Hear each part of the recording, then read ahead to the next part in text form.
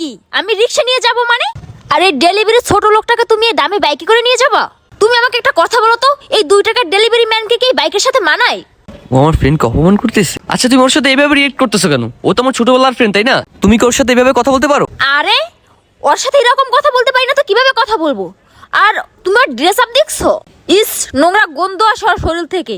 তুমি এই গন্ধর সামনে কিভাবে দাঁড়িয়ে আছো বলো তো আমাকে? আর তার থেকে বড় কথা হলো, ওর আগে কি ছিল বা না ছিল ওটা দেখার বিষয় না, ওর এখন কি আছে সেটা দেখার বিষয়। শোনো, তুমি একটা কাজ করো, ওকে কিছু টাকা দিয়ে এখান থেকে বিদায় করে দাও। চুপ থাকো তুমি। তুমি যা বলার আমাকে বলো, আমার বন্ধুকে না একটা কথা বলবা না, বলে দিলাম। সামান্য একটা ছোট লোকের জন্য তুমি আমার গায়ে হাত তুললা? আর শোন দোষ, আমার জন্য তোরা ঝগড়া করিস না, তার চেয়ে বলো আপনি নিজেই চলে যান। আরে দোস্ত তুই কই যাবি? দাঁড়া। দাঁড়াবে মানে?